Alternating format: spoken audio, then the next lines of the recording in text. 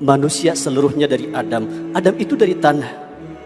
Dan tidak ada perbedaan antara orang Arab dan bukan orang Arab, kecuali nilai takwa kita kepada Allah Subhanahu wa Ta'ala.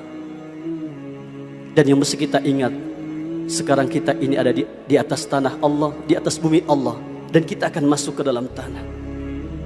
Kita semua akan mengalami kematian. Dan yang mesti kita ingat, betapa sesuatu yang kita miliki dalam hidup ini tidak bisa mencegah kita dari kematian. Harta tidak bisa mencegah kita dari kematian. Pangkat, jabatan, status sosial yang kita miliki tidak bisa mencegah kita dari kematian. Akhlak, budi pekerti, etika moral yang kita miliki tidak bisa mencegah kita dari kematian. Ma'asyiral muslimin, sidang Jumat yang dimuliakan oleh Allah. Manusia dalam Al-Quran disebut dengan 4 panggilan.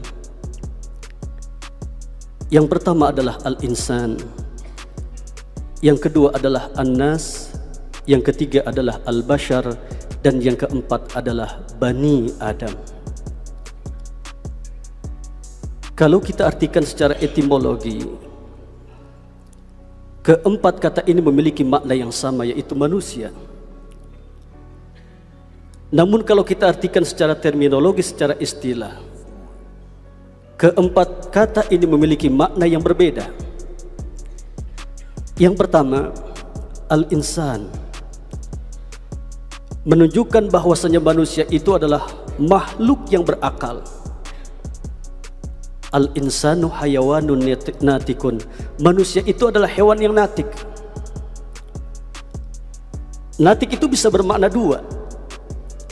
Yang pertama, Allah berikan akal. Yang kedua, Allah berikan kemampuan kita untuk berucap, berbicara, berkomunikasi. Ketika Allah berikan akal kepada kita,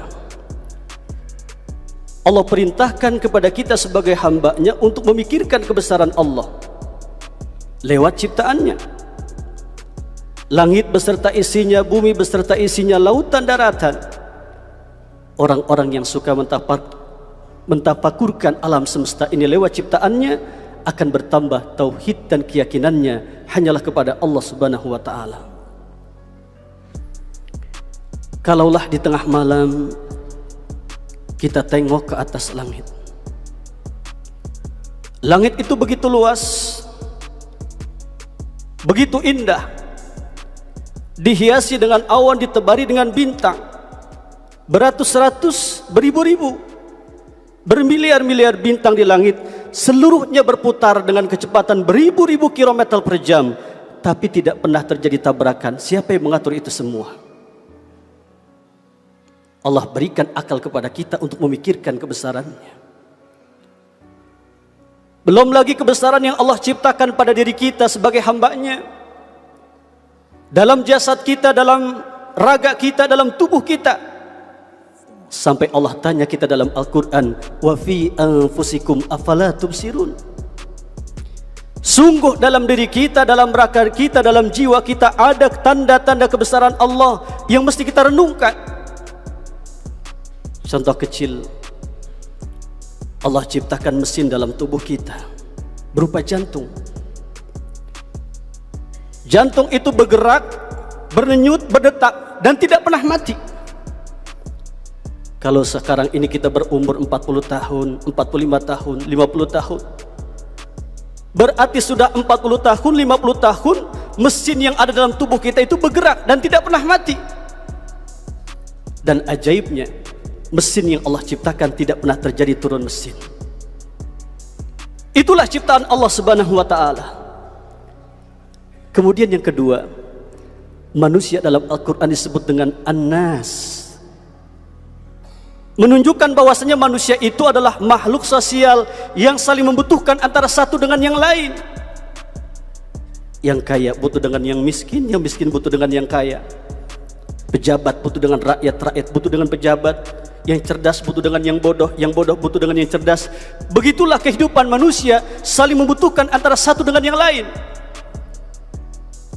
Dan ketika kita sadar hidup dan kehidupan kita itu bergantung dengan orang lain, memberikan manfaat untuk orang lain, yang terbaik di antara kita adalah mereka yang ketika mereka menjalin suatu hubungan antara manusia, mereka saling memberikan manfaat untuk orang lain.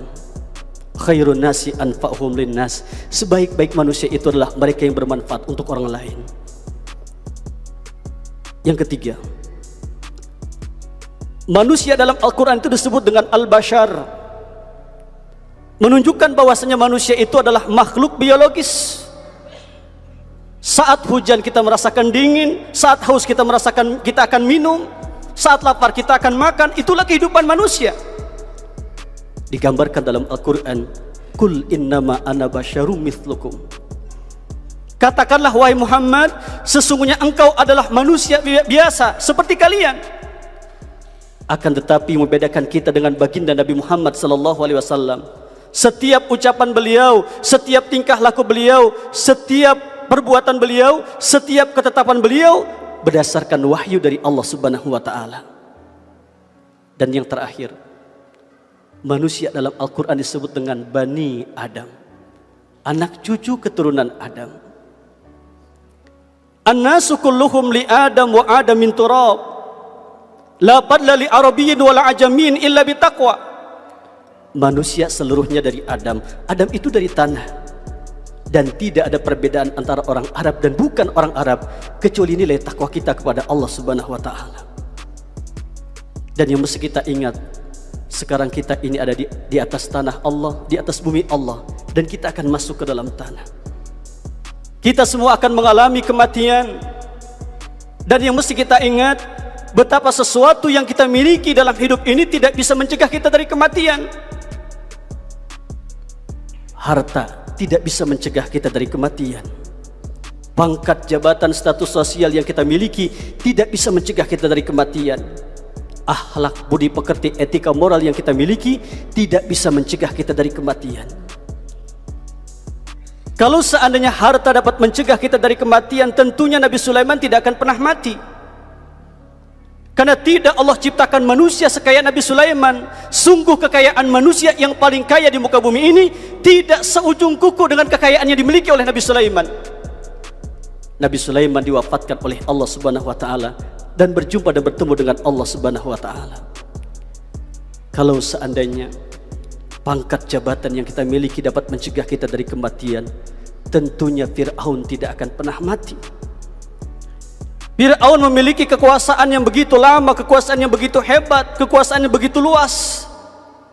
Dia pun dimatikan oleh Allah Subhanahu wa taala. Kalau seandainya akhlak, budi pekerti, etika, moral yang kita miliki dapat mencegah kita dari kematian, tentunya baginda Nabi Muhammad SAW tidak pernah wafat. Beliau pun diwafatkan oleh Allah, berjumpa dan bertemu dengan Allah Subhanahu wa taala. Kul innal mauta alladhi tafirruna minhu fa innahu mulaqikum thumma turadduna ila alimil ghaibi wa syahadah fayunabbi'ukum bima kuntum ta'malun. Kita berdoa kepada Allah, mudah-mudahan tidaklah Allah wafatkan kita semua kecuali dalam keadaan husnul khatimah. Barakallahu li wa lakum fil Qur'anil azim wa nafani wa iyyakum bima fihi minal ayati wa dzikril hakim. Wa taqabbalallahu minna wa minkum tilawatahu innahu huwas samiul alim. Wa qul rabbighfir warham wa anta khairur rahimin.